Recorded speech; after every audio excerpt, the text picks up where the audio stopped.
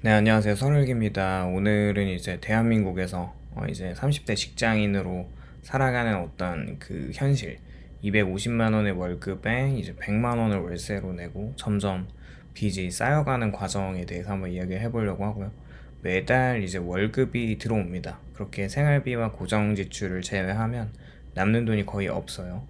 월세와 관리비나 공과금이나 통신비만 해도 한 120만 원 정도가 나가고, 식비와 교통비, 보험료, 간헐적인 여가비를 포함하면 130만 원으로 생활을 꾸려야 하는데, 일단은 부모님 집에서 출퇴근을 하면서 돈을 모으는 게 가장 베스트이긴 하지만, 지방에서 올라온 청년들도 있을 수 있고, 이제 직장이 굉장히 머니까 독립을 해야 하는 상황을 가정하면 기본적으로 원룸의 이제 월세, 공과금까지 이 여러 가지 집에 관련된 돈을 다 포함하면 100만 원이 나가긴 합니다. 일단은 그 외에 다른 생활비들을 가지고 생활하다 보면 수중에 남는 돈이 거의 없어요. 일단 그렇게 월급 250만 원의 돈으로 월세 100만 원을 기준으로 생활하면 이제 현실적으로 매달 적자가 발생하기 쉬운데요. 또 이제 실수령액을 보면은 250만 원을 전체 받아가는 게 아니라 225만 원 정도에서 주거비가 한 100만 원 정도,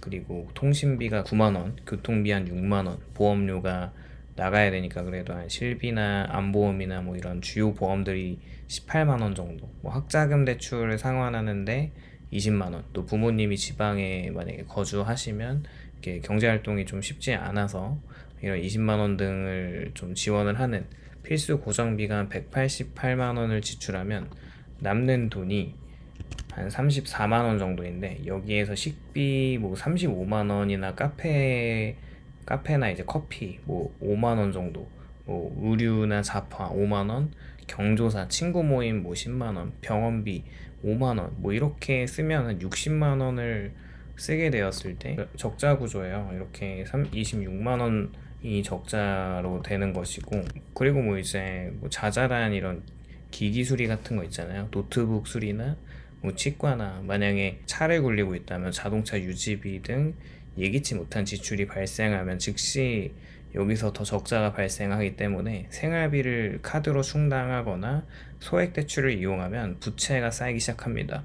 이렇게 월급을 한 225만 원 정도를 받는 사람이 월세 100만 원 구조에서 살아가는 것은 실질적인 여유가 거의 없어서, 물론 이제 이런 현실을 인지하고 다시 조금 주거를 더 이제 저렴하게 살 수 있는 좀 컨디션이 안 좋은 그런 원룸이나 좀 이제 역세권에서 멀어지는 지역에서 살거나 고시원 같은 곳으로 들어가는 그 결정을 하게 되고요. 매달 뭐 이렇게 적자가 반복이 되면요, 장기적으로는 누적되는 부채와 금융 부담이 증가하는 현실적인 구조가 세팅이 됩니다. 처음 몇 달은 그냥 그래도 좋아지겠지 하면서 생활을 하는데, 예상치 못한 지출이 계속 생기니까 금세 고비를 맞죠.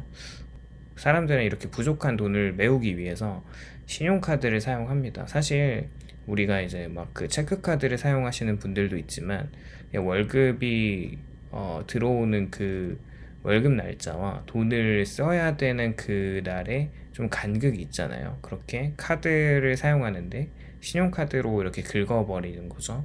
카드 포인트나 무이자 할부가 달콤하게 느껴집니다. 그렇게 월말에 이제 카드 명세서를 보면 50만 원, 70만 원 쌓여가는 카드 대금의 부담을 느끼고요. 카드 사용이 반복되면서 사람들은 점점 지출과 수입의 균형을 잃습니다. 이번 달만 버티면 된다는 생각으로 생활비를 카드로 메우는데, 다음 달에 또 다른 지출이 겹치게 되면서 이렇게 카드 사용과 생활비가 반복되면서 신용대출이나 소액대출에 손을 뻗죠.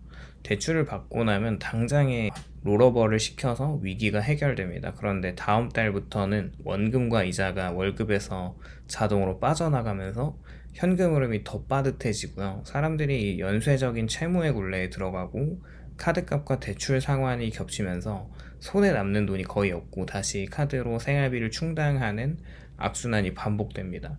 대한민국 30대 직장인들의 이 월급 250만 원과 뭐 이런 그 소비 구조를 생활하다 보면 카드와 소액 대출로 발생한 빚이 점점 눈덩이처럼 불어나는데요. 그런 현실에 직면할 때 매달 월급에서 월세나 관리비나 통신비나 교통비, 보험료, 학자금 대출 상환, 부모님 용돈 등 필수 고정비가 계속 나가고, 여기서 이제 식비나 카페나 식비나 이런 여러 가지 변동비들을 쓸 때 남는 돈이 이제 없고 적자 구조로 되는 이런 상황들이 계속 있는 거죠. 그렇게 이제 카드를 쓰면 굉장히 연이율이 높아요. 15에서 20% 수준의 리볼빙 구조 때문에 원금이 거의 줄지 않습니다. 예를 들어서 100만 원을 카드 리볼빙으로 돌리면 매달 이자를 포함해서 10에서 한 15만 원 정도를 갚아야 되는 거잖아요. 그렇게 이제 원금은 그대로거나 아주 조금 줄어들고 다음 달에도 다른 지출이 생기면 카드 사용이 반복되며 빚이 점점 증가합니다. 이 과정에서 사람들이 매달 이자를 갚는데 허덕이면서도 생활비를 유지해야 하고, 리볼빙 금액이 커질수록 원금 상환 부담이 상대적으로 줄어들지 않아서 빚은 사실상 정체된 채로 늘어나는 구조가 됩니다.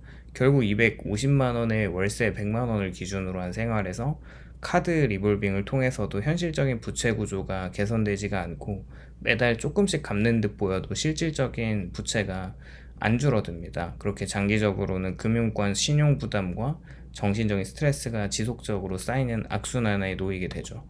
그렇게 이제 아파도 이렇게 일을 해야 되는 어쩔 수 없는 상황이 만들어지는데, 이런 구조에서는 추가 수입이나 지출 조정 없이는 빚이 완전히 해소되기가 어렵고, 생활비와 이자 상환 사이에서 사람들이 매달 빚에 끌려다니는 현실을 반복하게 됩니다.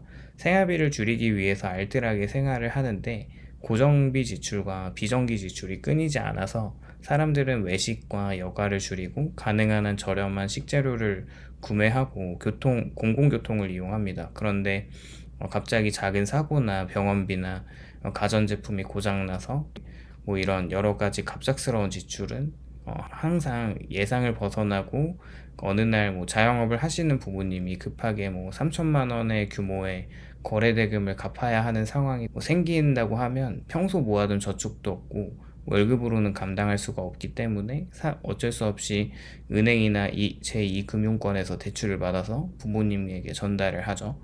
이때 3천만 원이라는 거액이 단순히 일시적인 현금 유동성을 해결하는 수준이 아니라 기존의 카드 리볼빙이나 학자금 대출과 생활비 부족으로 누적된 부채 위에 또 하나의 큰 부채가 더해지는 구조잖아요. 대출을 받아서 이자를 포함해서 갚기 시작하지만 월급 250만 원으로는 매달 원금과 이자를 감당하기가 어렵고요.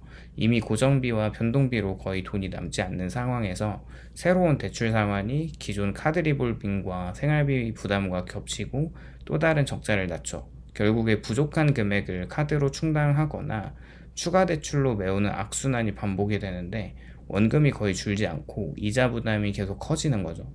그렇게 이제 사실상 빚이 정체되거나 늘어나는 구조가 됩니다. 사람들이 생활비를 유지하면서 이런 부모님의 긴급 자금을 해결했지만, 동시에 부채의 무게가 더 커져서 매달 빚에 끌려다니는 현실을 피할 수 없게 되죠. 결국 월급 250만 원의 이런 구조에서는 긴급 상황을 위해서 대출을 받더라도 이런 부담이 계속 쌓이고 부채가 점점 눈덩이처럼 불어나는 악순환에서 벗어나기가 어려워서 결국에는 개인 회생을 또 신청하게 되는데, 개인 회생 절차를 통해서 법원에서 또 정해진 5년간의 상환 계획이 시작이 되지만, 이 기간 동안 월급 대부분이 고정비와 변동비를 충당하고 나머지 소액은 법원이 정한 상환액으로 빠져나가면서 사실상 추가로 저축할 수 있는 돈이 없어집니다. 그렇게 부모님이 긴급대출이나 카드 적자 등 기존 부채가 쌓인 상태에서 개인 회생을 신청하면 매달 고정적으로 빠져나가는 상환금 외에도 여유가 거의 없고, 5년 동안 생활비와 상환금을 맞추는 것만으로 이런 정신적이거나 경제적 부담이 지속되는데, 이렇게 5년이 지나면 비로소 빚은 모두 청산이 되긴 하지만 그때는 30대 후반이거나 40대로 들어갔을 때 모아놓은 돈이 영원이고, 장기적인 재정 계획이나 결혼이나 주택 마련이나 노후 준비 등 다시 시작해야 하는 상태가 되죠.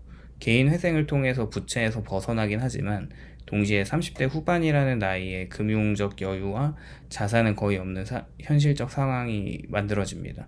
많은 사람들이 5년 동안 빚을 갚는 동안 단순히 생존을 유지했을 뿐이고, 미래를 위한 저축이나 투자를 할 수 없고 다시 이런 재정 회복을 시작해야 하는 긴 과정을 마주합니다. 이러한 구조가 대한민국 30대 직장인들에게 이런 현실적인 빚의 악순환과 청산 이후에도 재정적 기반이 전혀 없는 현실을 생생하게 보여주고요.